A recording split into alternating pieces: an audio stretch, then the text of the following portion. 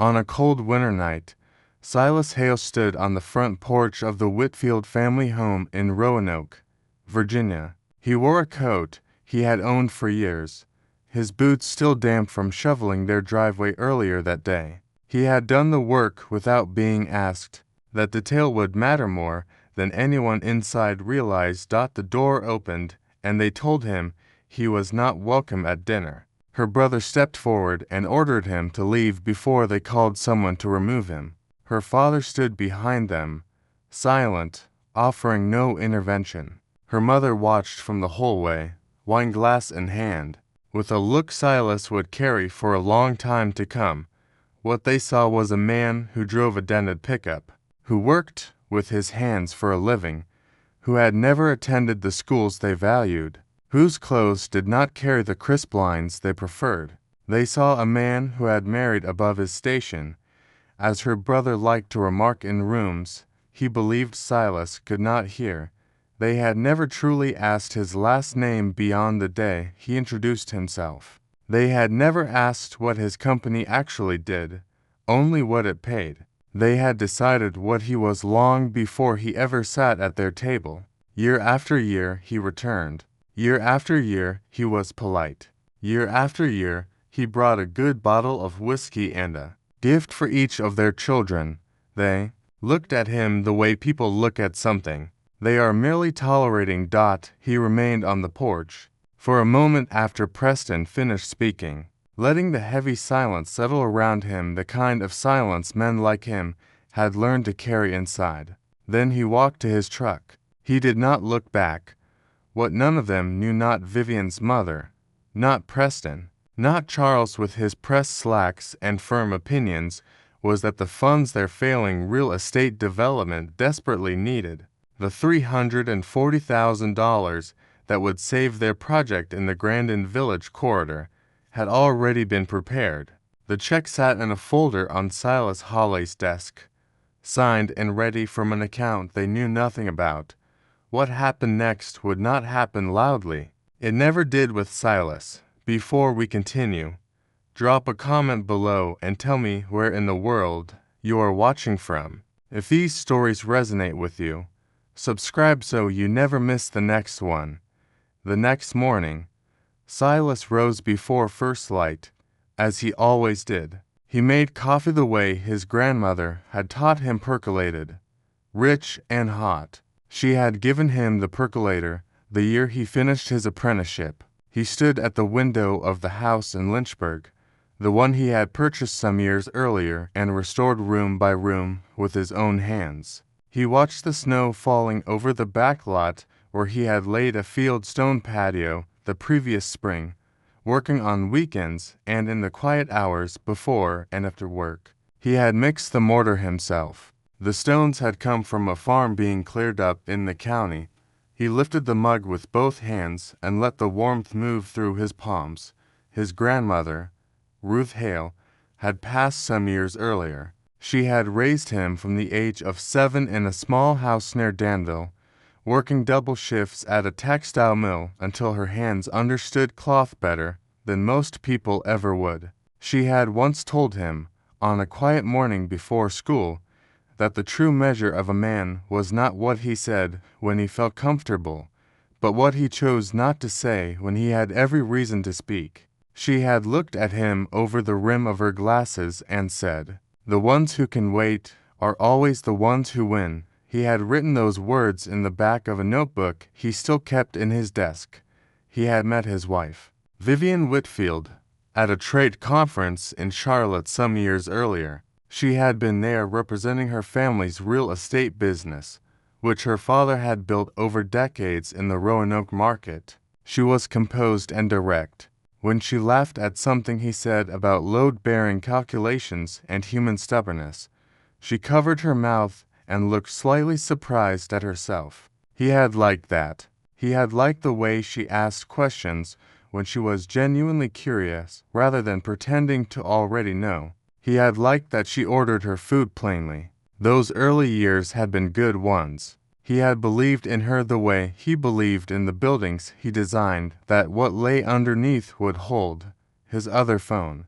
the one registered to his holding company, hung in the inside pocket of his jacket by the door. It had been there for years. Vivian had never asked about it because she had never noticed it. Lately she had been distracted more often, not unkind, exactly, but with her attention organized around something she was not sharing. He had noticed the new perfume some weeks earlier. Not a new bottle, but a new scent, darker, European, one she had not mentioned buying and had worn a couple of times without explanation. He had not asked, he had simply noted it with the same quiet attention he gave to stress cracks in concrete, not alarming on their own, telling only in context. He poured a second cup of coffee.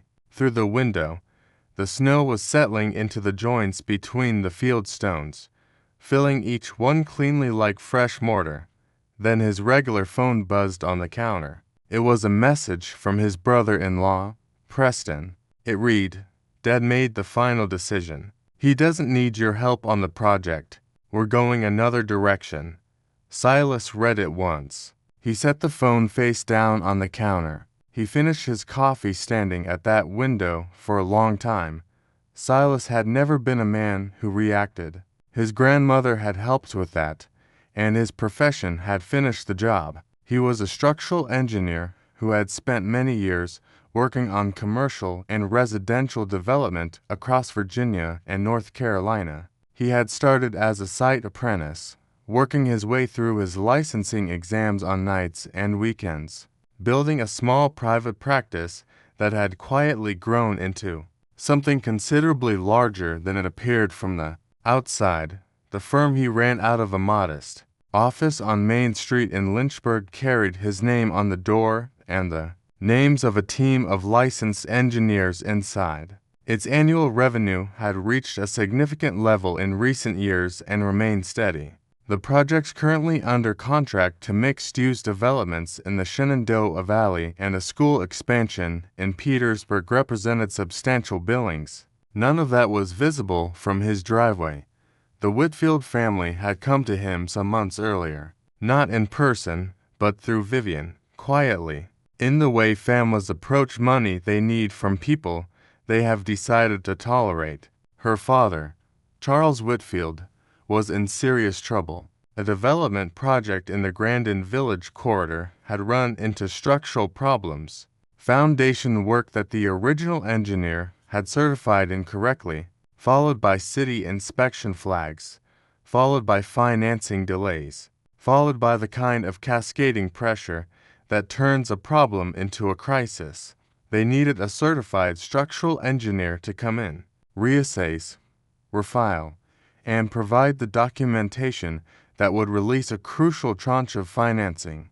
They also needed a capital bridge of approximately $340,000 to cover the gap while approvals process. Silas had looked at the engineering specifications. The same night Vivian showed them to him, he had found for serious errors within the first hour, each one significant. 2 of them were potentially actionable against the original certifying firm. He had not said any of that out loud. He had set the papers aside and told her he would think about it. He had already drafted the remediation plan in his head by the time he put the real papers down.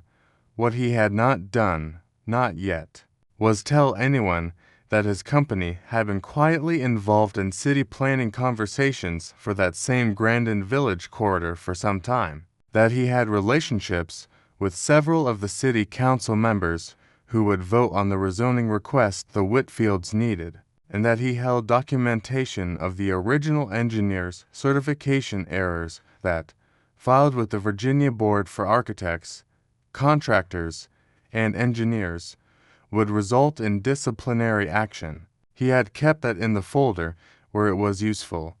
On the winter night they put him out in the snow. Silas had been carrying that entire picture in his mind with the same calm he carried everything. He had been patient. He had been polite. He had eaten their food and shoveled their driveway and watched Preston look at him like something to be cleaned off a shoe. He drove home through the snow and slept soundly. The next morning, after Preston's message and the second cup of coffee. Silas opened his laptop at the kitchen table and pulled up the folder he had named simply Whitfield.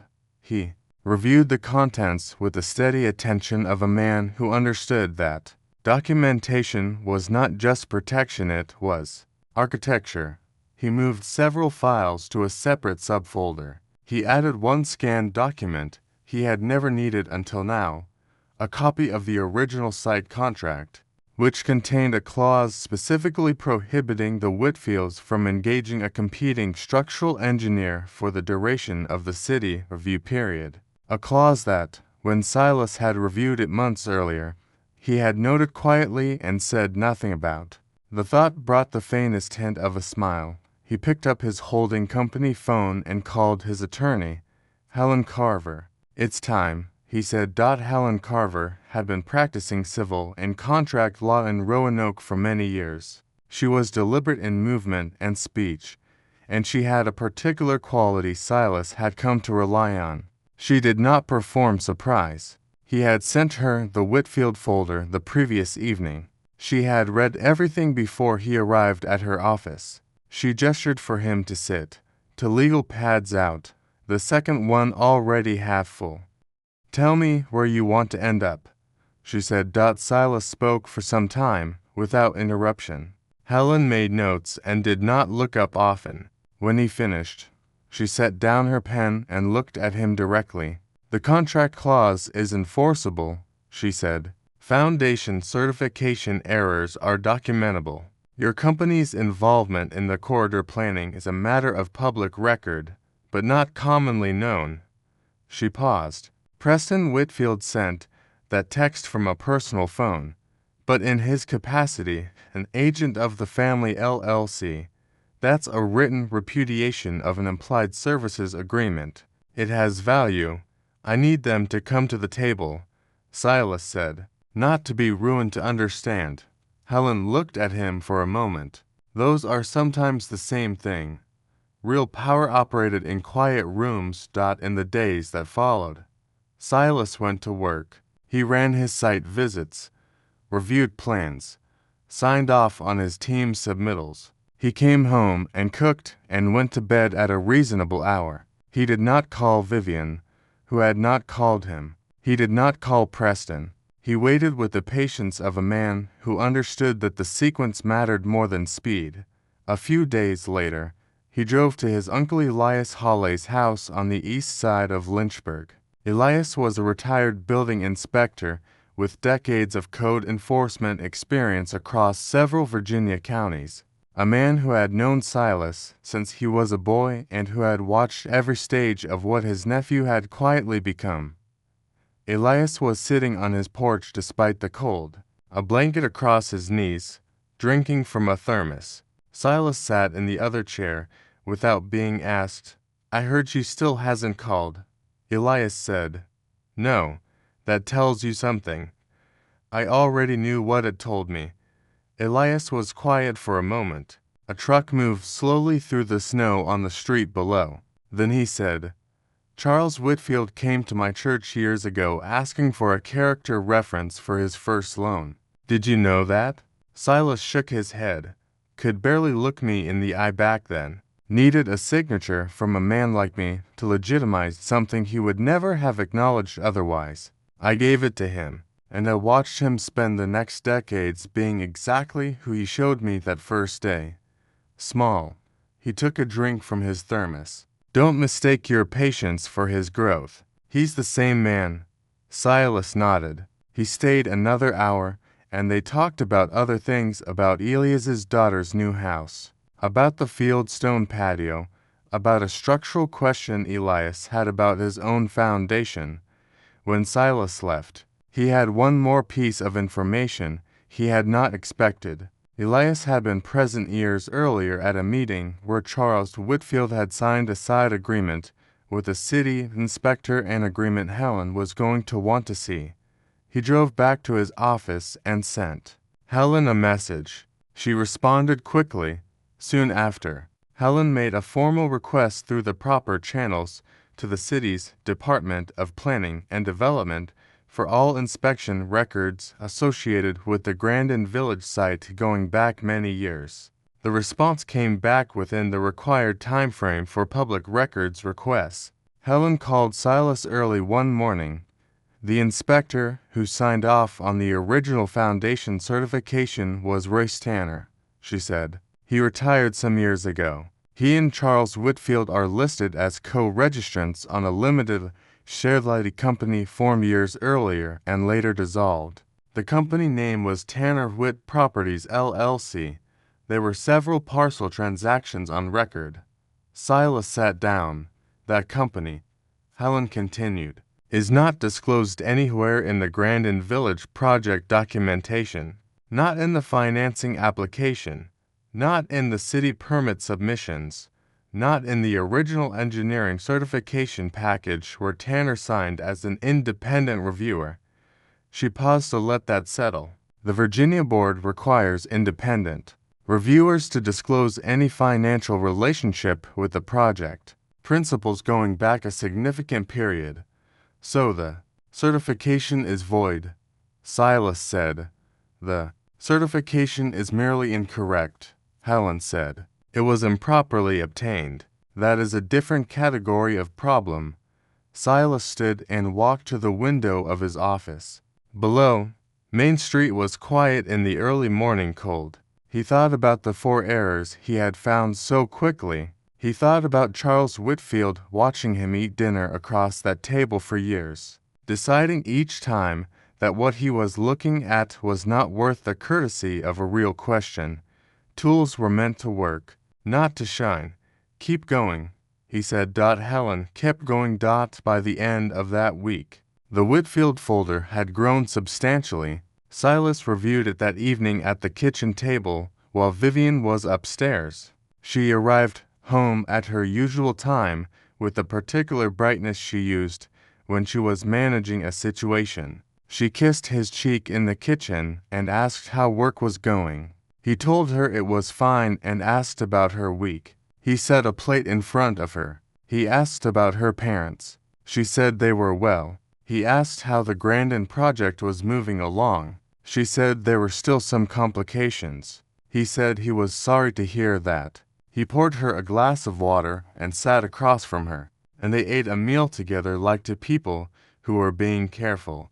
She had no idea. Preparation is the real work. The meeting happened on a weekday afternoon in Helen Carver's conference room. It had taken her several business days to arrange. Charles Whitfield had initially declined. Helen had sent him a single-page summary of the contract clause violation, the regulatory filing timeline, and a courtesy copy of the building inspector agreement from years earlier. He had agreed to attend within the hour. Charles came with Preston. Vivian had not been told about the meeting. That had been Silas's decision, and Helen had honored it. Silas arrived a few minutes early. He sat at one end of the table and arranged 3 folders in front of him with the same attention he gave to construction documents. He wore a plain gray suit reserved for occasions that required one. He had slept well. When Charles and Preston came in, Preston's face moved through several expressions in quick succession. Charles's face moved through none. He sat down and looked at Helen. Helen introduced herself and stated the nature of the meeting without preamble. She indicated the 3 folders in front of Silas and told Charles and Preston what they contained. Then she sat back. Silas opened the first folder and began to speak. He was not loud. He did not editorialize. He walked through the contract clause, the implied service agreement Preston had terminated by text, the foundation certification errors and their regulatory implications, the corridor planning relationships, and the timeline he had reconstructed showing how each element of the Whitfield's financial difficulty had developed and how they intersected with the others. He spoke the way he presented engineering reports with sequence and precision. He cited the relevant details and referenced the documents. Preston interrupted twice. Both times Helen spoke his name once, quietly, and he stopped. When Silas finished, Charles Whitfield sat very still for a long moment. Then he said, "What do you want?" I want you to understand what you're looking at. Silas said, "Not what I can do with it? What it is." He opened the second folder and slid it across the table. It contained the remediation plan, the complete engineering solution for the Grandin Village project that Silas had developed in his mind the night he first saw the specifications and had since fully documented and stamped by licensed engineers from his firm. Charles looked at it. Then he looked at Silas. "This is already done. It was completed some time ago." Silas said. Preston started to speak. Charles stopped him with one hand. "The Capitol Bridge," Charles said, "was withdrawn this morning." Helen said, "The remediation plan carries a consulting fee of 12% of project value. The invoice is in the third folder." Charles opened it. He looked at the number for a long moment. Silas watched understanding move across Charles Whitfield's face the way a structural failure moves, not all at once, but element by element, each load-bearing piece giving way to the next. The man had sat across from his son-in-law at his own table for years and seen only a work truck and a worn coat. He had decided what was there. He had allowed his son to throw that same man off his porch into the snow. He had made a calculation so fundamental and so wrong that it had brought him here, to this room, needing the very thing he had dismissed. Preston said, "Dad, we don't have to." "Yes, we do," Charles said. His voice had changed. "We do." He looked at Silas. There were things he might have said and chose not to. Silas did not require them. "You picked the wrong man to overlook," Silas said. "I know how to build things that last, including the record of what gets torn down." He gathered his folders, stood, and extended his hand to Helen. He shook it once. Then he walked out of the conference room without looking back.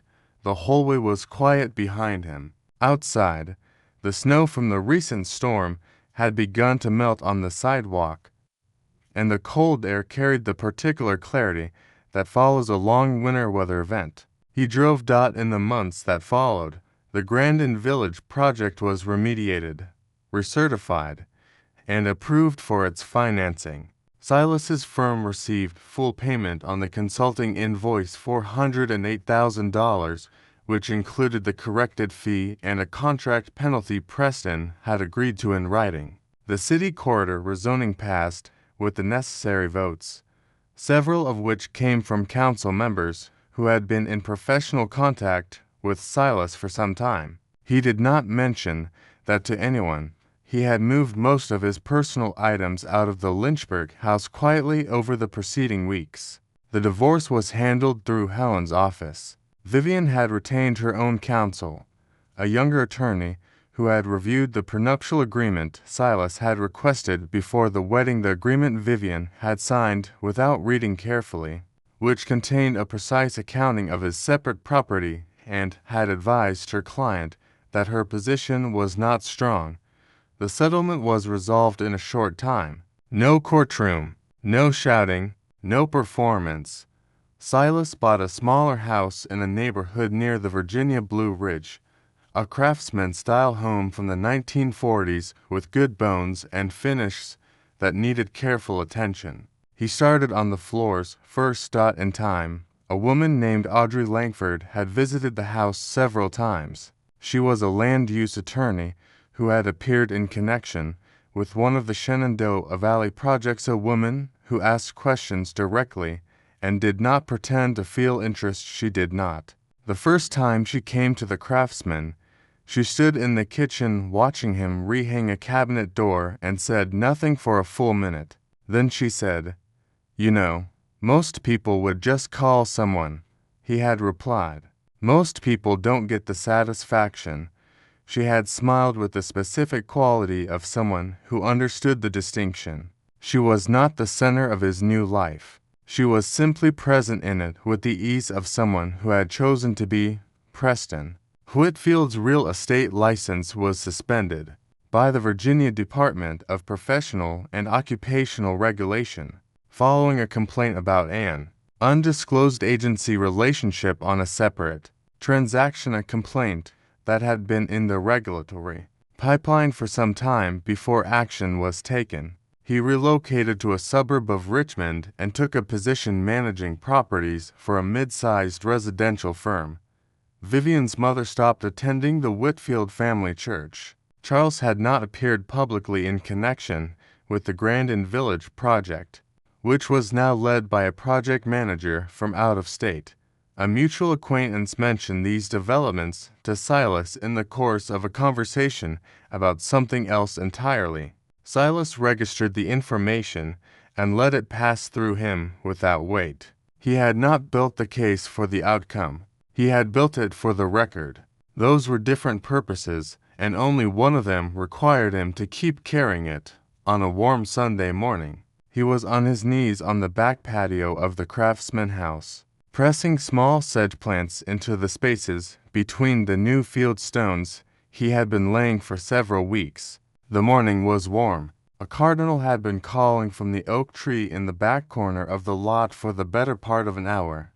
He pressed the last plant into the soil, sat back on his heels, and looked at what he had built. It was level. The joints were clean. The stones had come from the same farm up in the county. He thought about his grandmother, about her hands in her kitchen, and the things she had told him on mornings when he had not yet understood he was being prepared for something larger. He thought about patience not as waiting for something to happen, but as the quiet confidence that the work was sufficient, that the ground had been prepared, and that the thing built with intention would hold. He stood up and brushed the dirt from his knees. He was clear. He was solvent. He was home. I hope you enjoyed that one. Be sure to like the video and subscribe so you don't miss the next story. I've picked out two more for you that I think you'll really like.